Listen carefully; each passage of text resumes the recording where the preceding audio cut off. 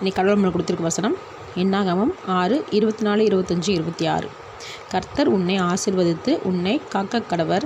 கர்த்தர் தம்முடைய முகத்தை உன்மேல் பிரகாசிக்க பண்ணி உன்மேல் கிருபையாய் இருக்க கடவர்.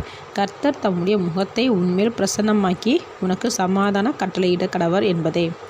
இந்த வசனத்தை கொடுத்து கடவுள் மட்டும் என்ன சொல்ல பார்ப்போம். இந்த 3 வசனத்து அர்த்தம், தேவன் உன் வாழ்க்கையில் நன்மைகளையும் ஆசீர்வாதங்களையும் தந்து எல்லா தீமையான காரியங்களுக்கும் உன்னை பாதுகாப்பாராக. அடுத்து, தேவன் உன்மேல் தமது அன்பையும் பிரசன்னத்தையும் காட்டி உனக்கு கிருபை, இரக்கம், வழிநடத்துதல் அளிப்பாராக.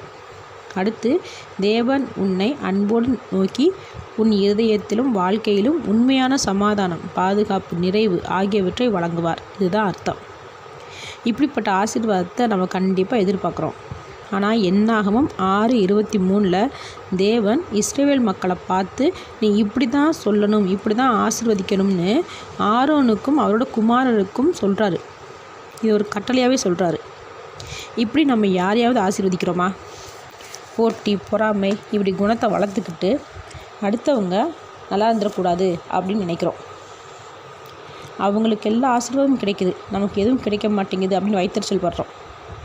நம்ம மற்றவங்களுக்கு என்ன செய்கிறோமோ அதுதான் நமக்கும் கிடைக்கும். அதனால் நம்ம எல்லாத்தையும் ஆசீர்வதித்தோம்னா நம்மளே நிறைய பேர் ஆசீர்வதிப்பாங்க. ஆமேன்.